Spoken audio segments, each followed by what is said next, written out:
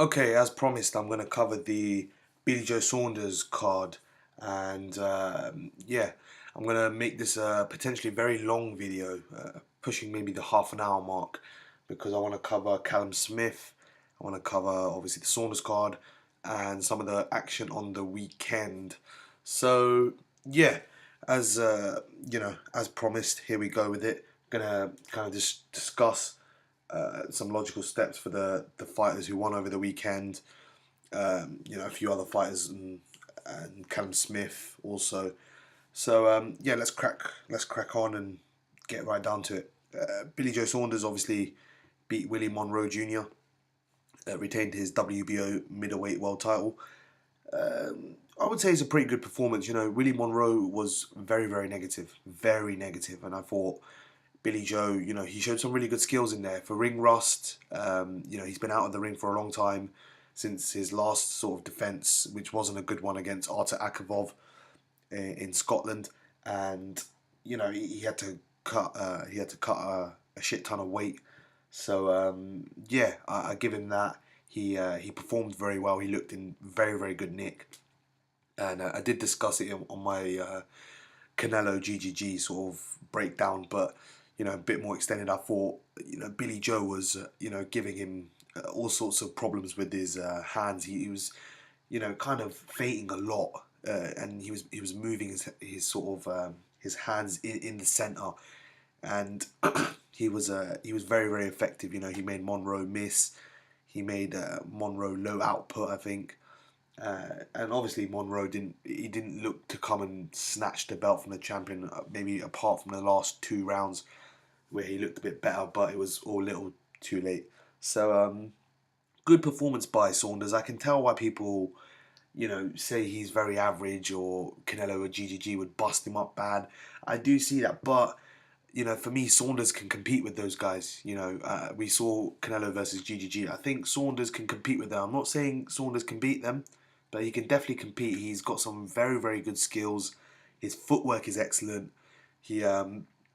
I don't think we saw the best of him out there, especially obviously since he's come off a long layoff and a big weight drop.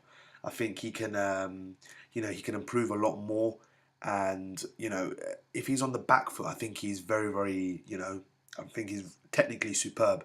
And I think he's one of the best fighters in British boxing on his day.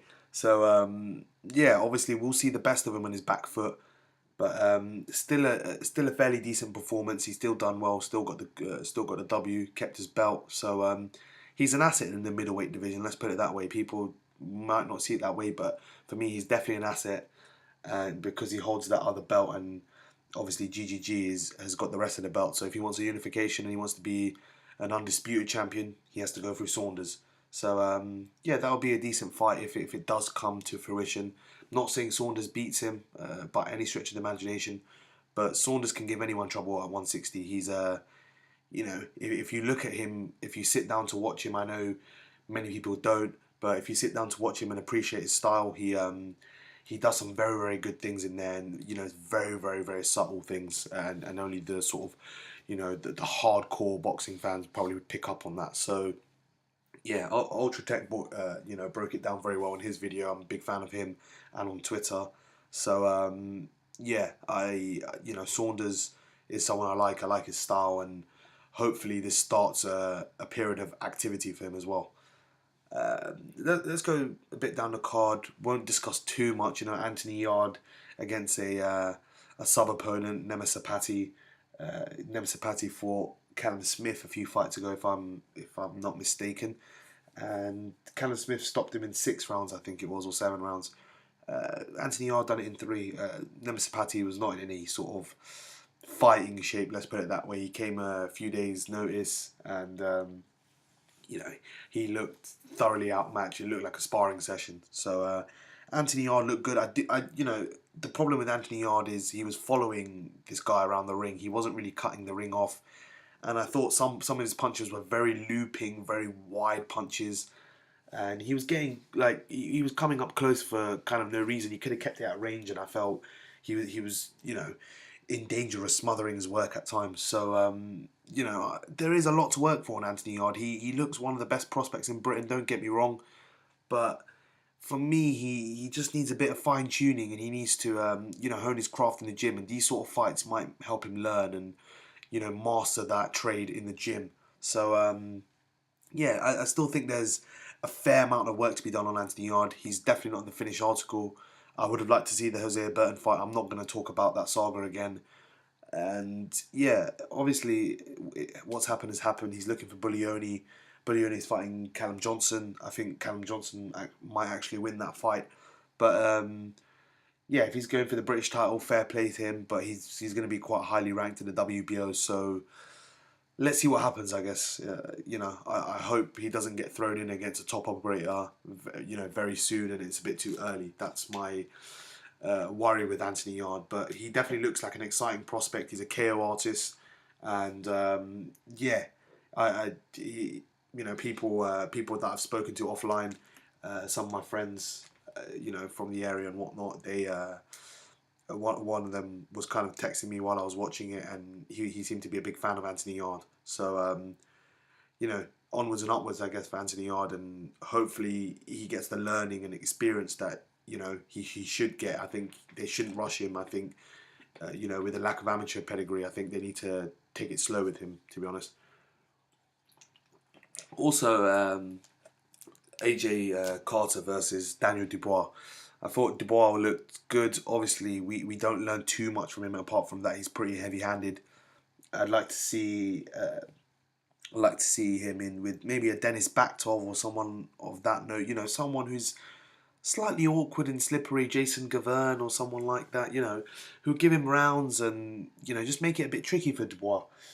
Dubois looks good, but, you know, we're not going to know how good he is if he keeps knocking like these guys over. You know, I'm not saying AJ Carter's a bad fighter. He's suffered a couple of bad, you know, KO losses, and you know, for me, if I was AJ Carter, I'd probably look at if he needs to be in the sport. If he's taking these sort of heavy, you know, heavy stoppage or knockout losses, they're not good for a fighter's health going out later down the line, especially at heavyweight with the guys. You know, they're pretty much all of them got, you know, somewhat heavy hands.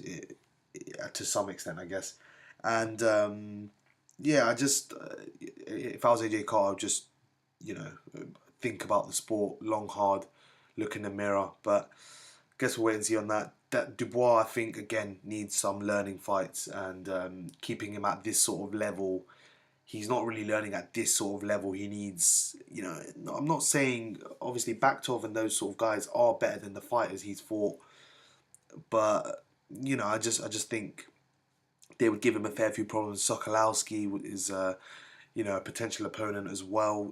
I just think there are potential opponents out there for Daniel Dubois, and I think he could, you know, he could go on to really good things. He just needs those sort of learning fights. These guys he's knocking over in 1-2 rounds, they're not really, you know, he's not really learning anything from them. So yeah, no, I know Steve Bunt said some ridiculous comments. I was listening to I had to, you know, brave through the actual card at times, commentary wise, and yeah, he said some ridiculous things about Dubois. I wouldn't buy too much into the hype. Let's take it slow with him. He's very, very young, 19 years old, and yeah, the world is his oyster. He's got a lot to learn, a lot of fights to get through, and yeah, I hope he does it. You know, he's a big punching British heavyweight, and it's always good to see big punching British heavyweights. Just look at Anthony Joshua and what he's gone on to. So yeah, let's see where Dubois goes and how far he goes. Archie Sharp was on the card. I watched Archie Sharp. He was in against a terrible opponent, but he looked good. You know, I think he's probably better on the back foot, but he looks pretty. He looks pretty decent, and I didn't actually see the Pigford fight. You know, I got in from work a bit late, so didn't get to see the Pickford fight. I'll probably have to go watch that back. But yeah, the card itself wasn't terrible. You know, it was pretty decent. I enjoyed the card for what, you know, for what it was worth, and I didn't think it was a terrible card. You know, enjoyed the fights that I got to watch, and you know, it was decent. Obviously, the main event wasn't the you know, it wasn't the best, and it was a bit drab, or very drab for some people. But yeah, it was very technical in the main event. At least I got to sit down after work and watch some good boxing, and yeah, it was fairly decent. Obviously, on the other side, Callum Smith for Eric Skoglund, and watch that fight back. I think Callum Smith got bailed out by his power. I'll be honest. Eric Skoglund, I did say this quite a while ago when the draw was made, that people probably laughed at me at the time and thought I was messing about. But Eric Skoglund, I did say Eric Skoglund might have a chance of beating Callum Smith, and people thought, oh, what an idiot, he's an arsehole, he doesn't know anything, as usual. But I didn't say Skoglund will beat him. I said he might have a chance and he might make it tricky at times. And definitely, definitely he did make it very, very tricky at times for Cam Smith. Cam Smith, he did well in the first couple of rounds, but, through the middle rounds, he definitely, Eric Skoglund definitely made it really tough. I had it very, very close. And apart from a knockdown, which kind of saw Cam Smith home, apart from that, it was an even fight. It wasn't a landslide Callum Smith victory, and I've been saying this to a lot of people for a while, especially my cousin. He was very, very high on Callum Smith. I told him, I don't know what you see in Callum. He's very upright. He's defensively inept, if anything. Typical Joe Gallagher type fighter, maybe he leaves his chin out a bit more, or he's very, very upright. I know he's huge at super middleweight, but Callum Smith has a lot of flaws, and people are picking him as the World Boxing Super Series super middleweight winner. I mean, I cannot see that. I think even in the next round, I think Jürgen Bremer is probably going to beat Rob Brandt. And I think Jürgen Bremer, if he does beat him, I think Jürgen Bremer could cause him some serious problems. I don't, I probably see Callum Smith stopping Jürgen Bremer because he's an older guy. He's a bit slower on his feet than he was. But yeah, if Callum Smith is getting befuddled by angles from Eric Skoglund, he's going to struggle against the top of the division. I'm not saying Jürgen Bremer is the top of the division, but could cause him some problems in the next round if he does beat Rob Brandt. But Smith, I can't see him living with a Eubank Jr., James DeGale, a George Groves. I know people are picking George Groves by landslide. That's maybe a closer fight, but I think George Groves beats him if he just sticks to his jab. I think he can beat him all night. Eubank Jr. I just think is too relentless. James DeGale has just got way too many angles for Callum Smith. And then there's other guys out there. Gilberto Ramirez is just too good for Callum Smith. Obviously David Benavidez, that might be a bit more of an even sort of fight after Benavidez' last fight against Gavril.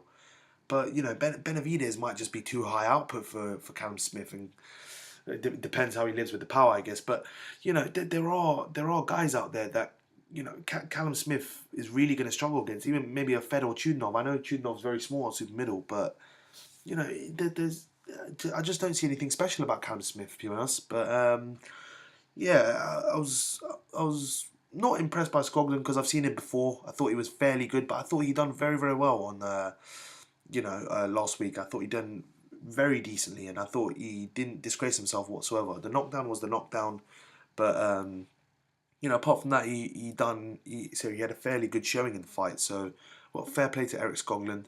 As you saw on my Twitter feed today, that he's back in training. So best of luck to him. Hopefully he gets a big fight soon. I wouldn't go against I wouldn't go in against the top guys if I was Eric. I would kind of float around the European level, see what options there are. Go against a durable sort of European operator, maybe a Christopher Abrase at 168, and see where the next options are. Try and win a European title and get highly ranked or something like that. And yeah, best of luck to him. Maybe the winner of David Brophy versus Rocky Fielding might be a potential option for Eric Skoglund were he to come back over to the UK.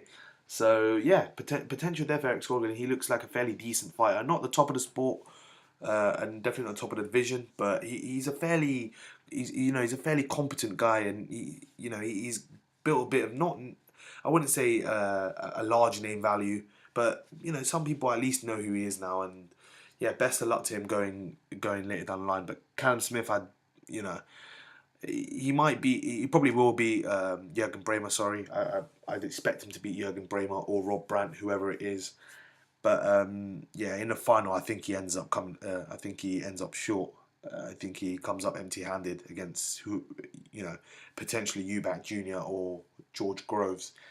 But yeah, that's kind of my thoughts on Smith versus Skoglund. Wasn't impressed by Smith.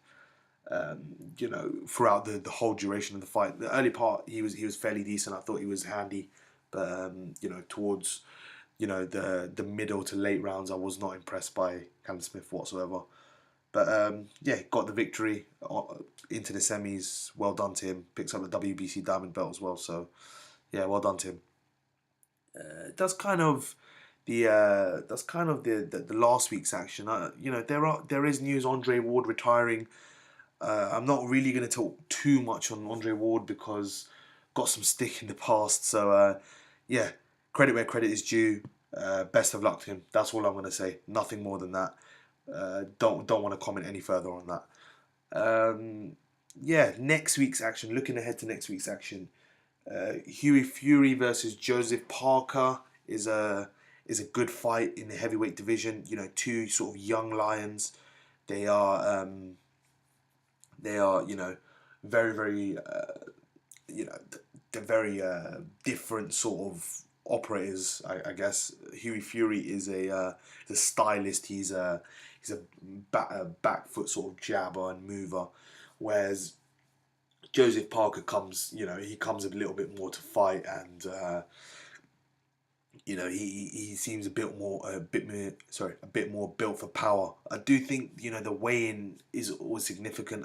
He keeps coming in really, really heavy, and he looks very heavy-footed after. So in his earlier fights, I thought he was fairly handy on the back foot at times, but he seems to come forward more and just try and plow opponents down, and I don't think that's the best strategy for Joseph Parker.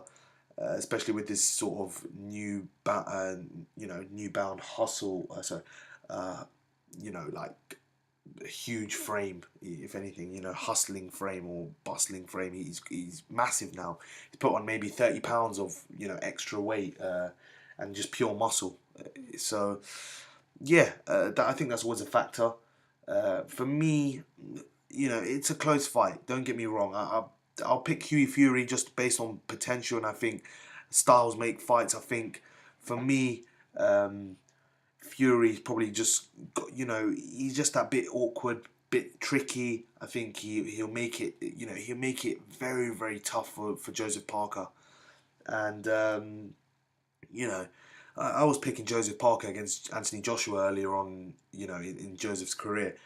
And it's kind of shown how they've grown as world champions.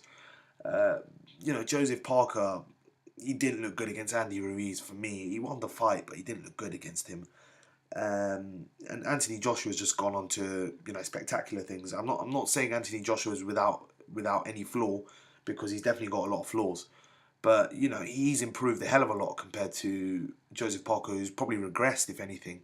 And I don't want to abuse this sort of oceanic contingent that may tune into my channel or anything like that, or go after them or whatever. But you guys have got to look at JP, and he hasn't looked good in his last few fights. Razvan Kajanu, he struggled with Kajanu, and essentially Kajanu was a sparring partner. So for me, it's difficult to see Parker winning this fight, even though it is a close fight for me. I just don't know what he can do. He might be able to stop Hughie, but I sense Hughie has a decent chin. I just think Hughie might have just the better technical skills, and the way the fight pans out, I think he may just edge it on that. And obviously it's in Manchester, hometown, and the judges will probably be behind Hughie. We've seen some ridiculous scoring nowadays. Not opposed to seeing anything ridiculous anymore. So yeah, I'd go with Hughie on points. I don't think Hughie's got the power to stop Parker. I think Parker may have the sort of power to stop Hughie. Possibly, I don't think that will happen unless Parker is very, very high output, which I don't think that will happen either. If Parker was very high output, I'd say I'd go with Parker on points. But I just don't see that. I don't see the fight breaking down like that. And I think Huey will be content to jab off the back foot for a few combinations, a left right, basic 1-2, and be content to just kind of dance on the back foot and try and make Parker miss and make him tired in the later rounds or something like that, and just coast to a victory. So that's kind of how I see that fight panning out. Huey Fury on points is my pick for that fight. Jorge Linares versus Luke Campbell is a fight I'm actually very interested in. I think Jorge Linares is coming off he's coming off a very good couple of wins, not just against Anthony Crawler twice. He beat Kevin Mitchell a few fights before that, and he's been on a good streak. I'm not saying he has the best resume, but he definitely has a fairly sizable resume, and he has some half decent names on there, some pretty good names there as well. I think Kevin Mitchell, obviously, he's not a world champion. He never was a world champion. He retired and whatnot. But I do think he was a very, very good fighter for, especially in the latter stage of his career after what happened in the early stages of his career. He really, showed the grit between his teeth, and he was winning that fight against Linares for me until he got stopped on the cuts. But, Crawler gave him a fairly decent fight in the first fight. He did make it hairy for Linares at times. Linares showed his class in the second fight, but Linares is there to be hurt. He's there to be hit, and he's there to be hurt. I was watching an earlier fight of his, and he's definitely there to be hit. His style offensively is very, very pleasing on the eye, and don't forget, I had him in my pound for pound top 10 because based on skills, he is fantastic. Don't get me wrong, he's amazing to watch. Very, very fast, sharp. When he uses his jab, his jab is very good. Offensively, some of the punches he throws is. I think someone on Showtime, one of the commentators, I can't remember who it was. It was one of his earlier fights. They said every punch that Linares has thrown offensively, he's absolutely mastered, and that describes Linares down to a T. Because defensively, he's shaky at best, but offensively he is something else. I'm telling you, he really, really is awesome on the front foot. I think Luke Campbell could give him some problems though, because of the defensive sort of shakiness from Linares. He's there to be hurt as well. I think he can cause an upset. I do think I'm not going to say Luke. My pick for this is Linares wins, and obviously I'm saying there's been some good fights this weekend. This weekend has been very, very good for fights. There's a few more that I want to discuss also, but I'm going to pick Linares in a close fight, a closer than expected fight. I think people are really writing off Luke Campbell. And I would not be surprised to see Luke Campbell spring the upset, even maybe by a stoppage. I don't think he's going to get points, but I do think Campbell didn't look great against Mendy. I know it was the weight and that sort of stuff, but he's there to be hit also, so it might be a bit of a war. Linares, as I said, is there to be hit. Campbell's there to be hit, and for me, it's a very, very good fight. Linares probably coming towards the tail end of his career. Luke Campbell, people call him the babyface assassin, cool hand Luke, whatever you want to call him. He looks very young, but he's 30 years old. He's not a spring chicken anymore. And we need to see the best of Luke Campbell if he's ever going to reach his potential. And he's been all around the world, travelled, through the amateur ranks. This is his one big chance, and it's against. Unfortunately, maybe for him, it's against one of the best in the weight class, and maybe a pound for pound sort of guy. Some people have him pound for pound, some people don't. But in terms of skills, he is against one of the most skillful fighters in and around the weight class. So, best of luck to Luke Campbell. I hope he does it as a Brit. Big fan of Linares also.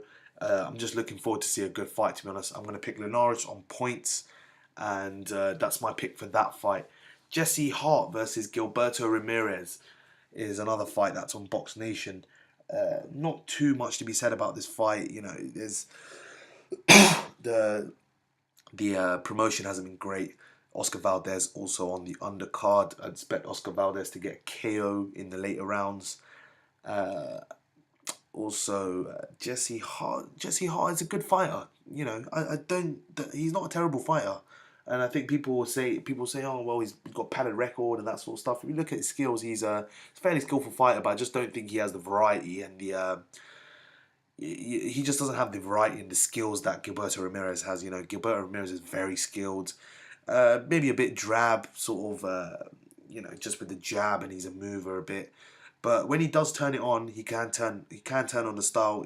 Earlier on in his career, he did do it against Maxim Vlasov. He had a bit of a war with him. So Ramirez, I'd say Ramirez on points if I was pushed to make a choice on that one. But yeah, I'd go with Ramirez on points. Valdez, I said, by KO. There's one more fight, Decortis versus Kudryashov in the World Boxing Super Series, second cruiserweight quarterfinal. You know, that's a good fight. I'm gonna pick Decortis, Dorticus. Sorry, his name is always spelt weird. I don't know. Dorticus, the Cuban KO doctor, I think they call him. Kudryashov obviously lost to Duradola, and Duradola obviously lost to Bradis. So Kudryashov, good fighter. I think he gasses a lot. He's similar to Chakayev. You know, they're very, very muscle bound. Obviously cut down to 200 pounds, and they're big punches, but they're there to be hurt, and they're there to get the wind sucked out of them in the middle to late rounds. I think if Dorticus can take it a bit longer and avoid his Kudryashov's power punches, I think Dorticus got this. He does have some good skills as well. Dorticus, he's a Cuban, obviously, and he does show some good skills in there from what I've seen of him. I saw the fight against, I'm not sure if it was Kalenga or it was someone of that ilk, Kalenga, or yeah, I'm sure it was Kalenga, but he looked fairly decent in that fight, and for me, he done a good job on him. So I'm gonna pick Dorticus by, you know, mid to late round stoppage. I think I'm gonna go for, but that's a good fight. That's another fight that could go either way. I wouldn't be surprised if Kudryashov probably stops him in, you know, the first sort of 3-4 rounds. But I think after that, after the first sort of 3 rounds, I think Kudryashov is on limited time in terms of, you know, gas tank. So that's kind of everything covered. You know, I did say I'd keep it around half an hour, and I've got to cover everything. So yeah, it hasn't been the most, you know, extensive sort of breakdown, but I've tried my best to add detail where possible. You know, as I said, probably be back to discuss all of the sort of news and fights next week. Also, Gary Corcoran versus Jeff Horn seems to be very close to being made. That might be a bit of a war. I think Jeff Horn will probably win that. But yeah, let's see how that fight pans out. If it does, Bradley Skeet beats both of them for me. But yeah, too much said already. It's a long video. I hope everyone has enjoyed it. If you have, please leave a thumbs up, subscribe, share, follow me on Twitter, all that good stuff, and take care. Speak to you soon. Peace.